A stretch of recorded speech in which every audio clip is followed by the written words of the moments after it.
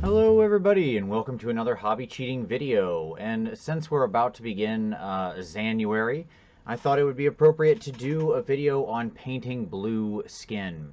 So today we're going to talk about my technique for how I paint blue skin, something like you might use on a Tzaangor or similar creatures of Tzeentch or things like that.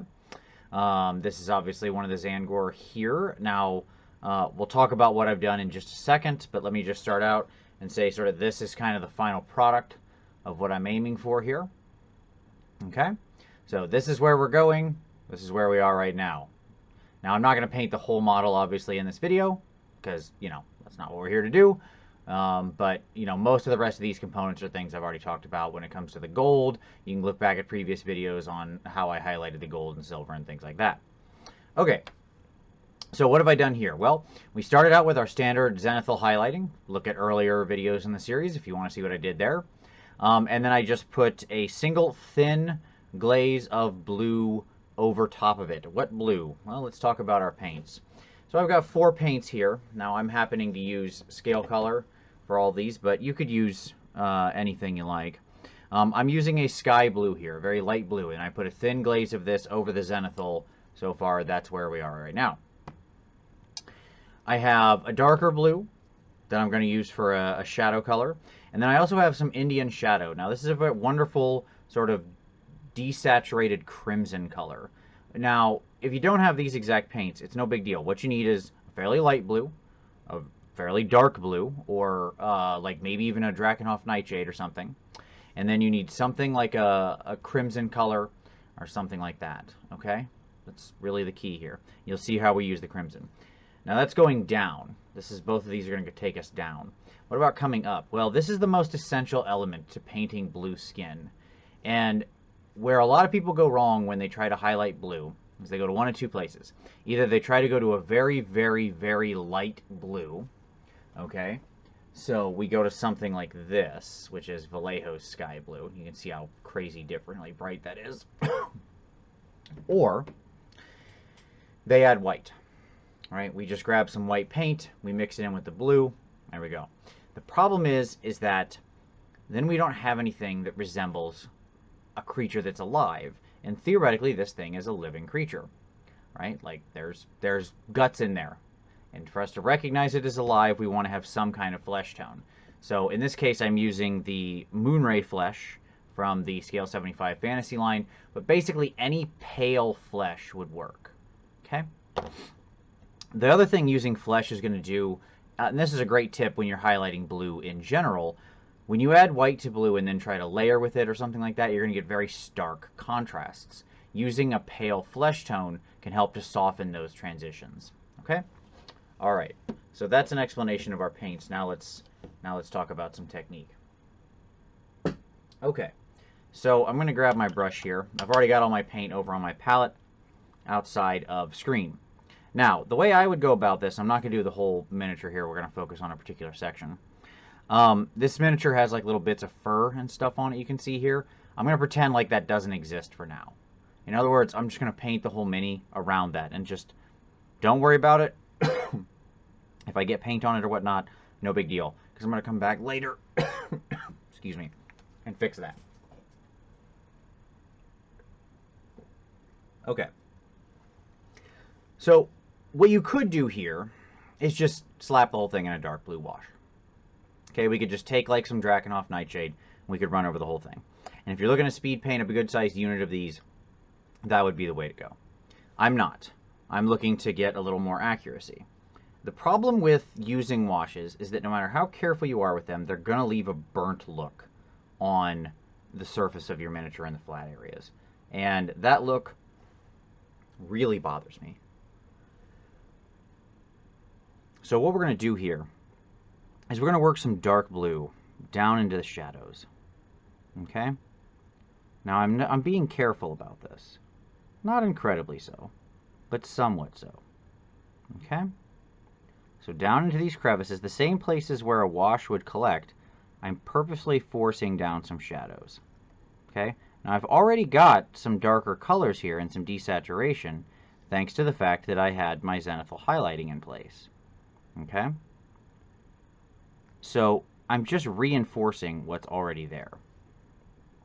And I'm going to carry it up a little bit higher than I might normally because I want to bring these shadows up. Like you can see where I'm bringing them to. Okay? You can see how high I'm going on the miniature here. Because I want to have these shadows be fairly pronounced at this stage. Alright? Alright. Good. Now, let's go darker. So I'm going to take, by the way, this is what I just used to shade. That was just the darker blue color. What I'm going to do now is take a little bit of that crimson. And by the way, you'll notice I'm working extremely thin. Like, you can see how thin that glaze is I'm working with. I'm just using water to thin it out, but that's because scale 75 thins very well. If you're using other paints, you might need to use some thinner medium or something like that to avoid getting a very glossy finish. So now what I did is I mixed in equal parts of my crimson to my blue. And you can see if I test on the back of my thumb, that's what I get. So, while it's still kind of wet, I just work some of that into the deep shadows.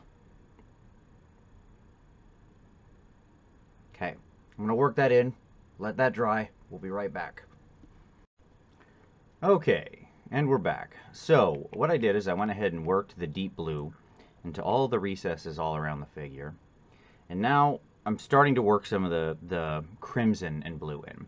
Now, let's talk about why I'm mixing crimson with this very dark blue to get the color that I want. I'm actually going to bring my palette over here for a moment. Hopefully you can see it. Oh, hold on. There we go. Okay. So here's my crimson, here's my blue. I'm just bringing that over here, going about equal parts. And you can see that's the color I'm getting, but then I thin it down. Okay, now why am I getting this color as my shadow? If I add a little more red, you'll notice I can get it a little darker. Now, why am I doing that as opposed to, say, adding black, like for a, pulling some Nuln Oil or something like that? The reason is because shadows are often simply desaturated colors of what they're representing. This thing is still blue. Nothing magical turned it black under here, okay?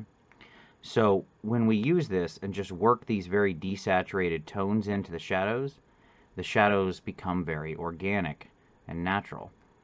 You can see there the shadows on his arm, like right in this area, how natural they look. And that's because by adding the crimson to the blue, which is an unusual thing you would think for, I suppose, for darkening blue. You wouldn't think adding a dark red would give you a darker blue, but of course we all know from our color theory that red and blue make purple, and purple's a wonderful shadow color for this. So you might ask, okay, well, why not just use purple? Well, because purple itself is going to be far too strong. The shadows aren't really purple. This is an extremely desaturated, almost not purple, right?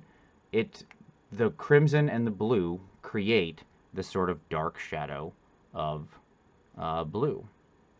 And so what we get here now is this really nice, well-defined set of muscles and such that we can work with. Now, you'll notice I'm kind of overshadowing this. Like, I'm really cutting some fairly hard lines here. And also, this isn't taking me this long. Like, I didn't just slap a wash all over it, so I'll certainly admit this is a slower process than just slapping washes around. But this isn't that long. Okay? Alright, what's our next step? Well, now, we definitely want to let that dry, okay? In between going from your low light, when you're playing with your low lights, you can grab a little of the dark blue, you can mix in a little of crimson, you can go back to your mid-tone, or your darker blue.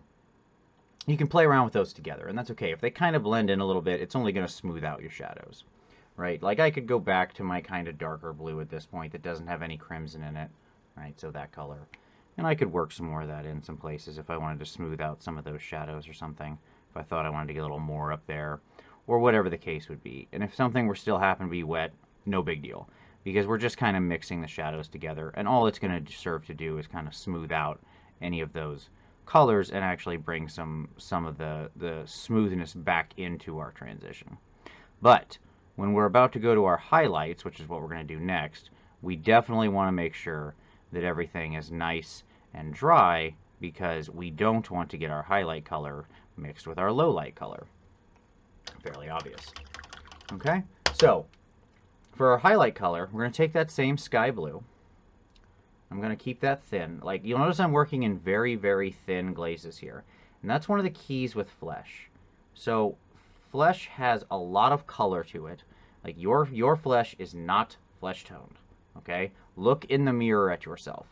Your flesh is not flesh toned. What I mean by that is, if you really look at your own hand, look at my hand right now here on this screen. Look at all the pink and different colors that are in my extremely pale hand. Like, good Lord, when's the last time I saw the sun? But, you know, even in my awful paleness, you can still see a ton of different colors. And that's what we would expect. So what I'm going to do is mix out a thin amount of a nice spread of blue fading into this flesh tone. So let me see if I can get that without. There we go. I had to bring the color balance in. You can see how the flesh starts here and smooths out to this darker blue. Okay? So, what I'm going to do now is, I mix that up, but I want to thin out, I want to clean my brush because I don't want any of it actually on there. It's too thick from mixing it. A lot of people mix paints and then just go straight in and start painting. Way too much paint is going to be on your brush if you just mixed it. Clean your brush, go back to your paint. Okay? So, re-wet the brush. I'm going to go more or less at the high end of this. And again, thin. How thin? That thin. Okay. So now I'm just going to start very quickly smacking my highlights here. I'm just sketching them in where I think they would be. I'm not worried about being exact. We can fix it if I screw up. I'm just grabbing the tops of muscles, elbow, hands, knuckles, right? Just stuff like that. I'm just knocking all these highlights where I think light would catch. It's that easy. And because I'm working thin, we get a nice, smooth, easy application of this. You notice the paint's very thin, very wet, goes right on, doesn't leave any streaking. This is one of the reasons I love Scale 75 paints. They have this very smooth application. Want to kind of catch that. I'm not really worrying too much about the lower part of this miniature in this tutorial, focusing more on the top muscles where it's visible, but we'll get a little bit down here.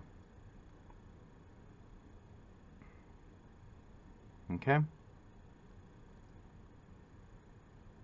Alright, so now you can see we've blocked in our highlights, right? A little more. Okay. Now I'm going to go thinner still, lighter still.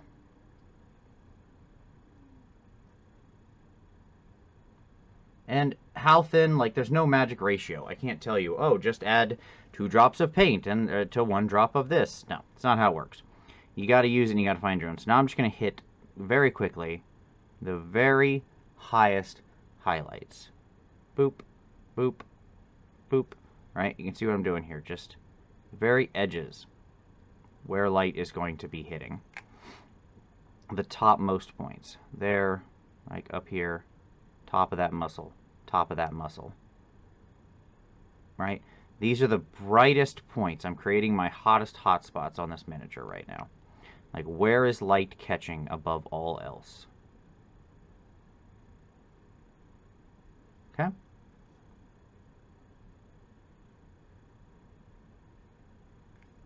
And if I don't get all of them, it's no big deal. Like, you can, I'm being kind of quick with this because I'm doing it as part of the tutorial, but if you ever notice something that you missed, you can always just come back later and repeat these same steps. It's not a big deal. Okay, so there we go.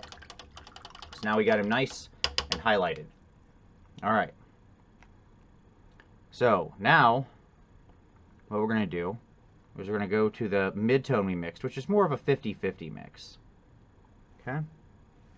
And now we're just going to try to smooth that out. We're going to just bring those highlights down a little. Smooth them down in between where we were where we had the low colors, right? And the higher colors. So we're kind of painting over our midtone here, bringing them down to the shadows with a little bit of a lighter color. And the reason we're doing that is because we just want to smooth it all the way down. Okay?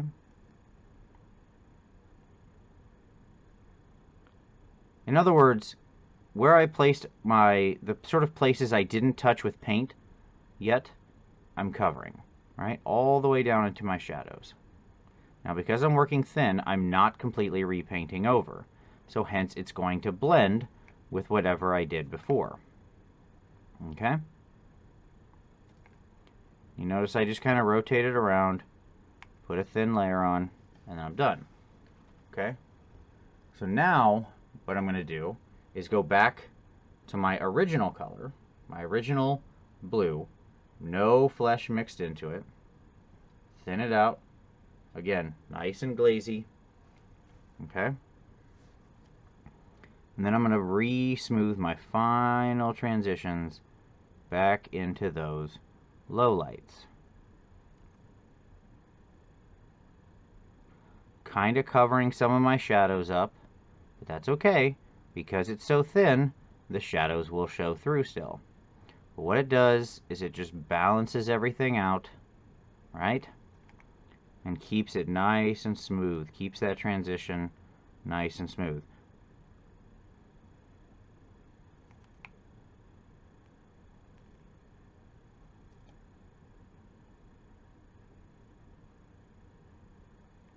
Alright, so now what we get is a nice transition all the way through that flesh. Okay, so we can see, like, if we look right here, we've got these nice shadows cut. If I bring out too much of the shadow through that, guess what I can do? I can go right back here, go back to thin, and build a little of that shadow back in. Right? And go to my darker color, can build the deepest recess of that shadow back in. And it's kind of just, so from here, the answer is repeat as necessary. You know how, like, your shampoo says rinse and repeat? Yeah, well, that's the answer. So you can kind of keep smoothing this as much as you want. If you're trying to do something really, really smooth and perfect, well, you just kind of keep working this back and forth like this. You just kind of keep building your shadows in, making sure you've got them exactly perfect.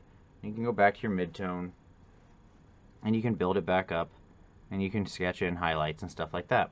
But the key is, you stop where you feel appropriate. Now, if you didn't feel like blocking in your shadows like I did at the beginning of this,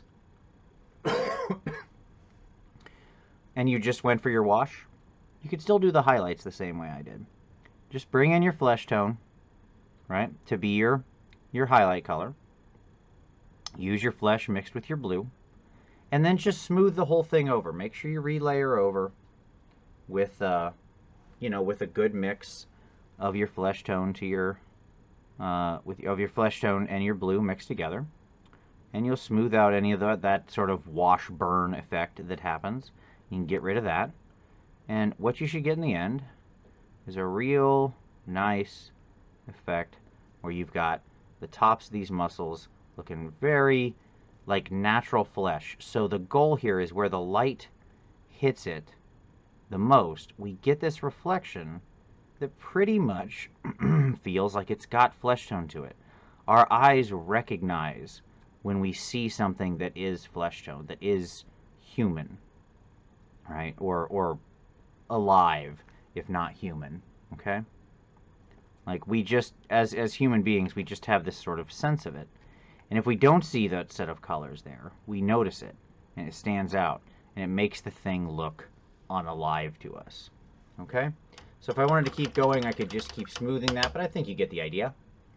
So there you go. If you kind of keep smoothing out, eventually you end up in something like that. But you can see where that's going to go. Pretty straightforward. Okay? I would just keep building up highlights and stuff like that and smoothing them down. Like you can see, he had a lot of flesh tone mixed in there. So if I wanted to keep going, you can see he looks more like, his whole body kind of looks more like what this guy's arm looks like. Right? This gives you a nice smooth transition between your shadows and your highlights while building in your flesh. So there you go. Pretty simple, quick tutorial on doing your blue skin. Let's just go over real quick. What are my basic takeaway tips? Number one, when you're working in blue, crimson can be a great shadow color for you. Okay, because when mixed with your blue, it will give you a very natural, organic shadow. When you're looking to highlight with blue, look at flesh tones, whether you're working on a fleshy miniature or not, but especially if you're working on skin, as flesh tones will give you a much smoother, more natural transition. Always feel free to block in your shadows, block in your highlights, and then smooth out with your mid-tone later. If you don't want to be very careful about blocking in your shadows, you can always use a quick wash or something like that to create some quick shadows. It's perfectly fine. Just make sure you then smooth out the individual layers. Repeat as necessary as many times as you like until you get a tone that you are happy with all these different color combinations. And when doing flesh has lots of tonal variation to it, so it is best to work in lots of thin layers because that will create lots of nice variation. Now, the thinner you work, the more time it's going to take, so you have to kind of strike a balance, as you will, between the amount of time you're wanting to spend on a miniature versus, you know, the effect you want. That is to say, if you're trying to paint a whole army and you got like 80 Tzaangor to paint, well, you might have to shortcut a couple steps. And so in that regard, you know, if I was going to do a whole army of 50 of these guys, I would probably just apply the sky blue, do a nice wash of Drakenhof, and then use my flesh tone with my blue and smooth it with a mid-tone. I'd call it a day. And from a distance, that's going to give me some really nice transitions that'll stand out really well on the tabletop. So, there you go. That's working with blue flesh tone. I hope that helps. I hope that lets you paint up some of your own Tzeentch goodness, or at least gives you some ideas for how to work with blue on any miniatures you happen to be doing during a Tzanuary. But that brings this hobby cheating to a close. Hope you enjoyed. As always, give it a like if you liked it. Share it if is always the nicest thing you can do. Subscribe for more hobby cheating. If there are specific things you want to see, always feel free to comment down below. I love to take suggestions from the audience. And as always, we'll see you next time.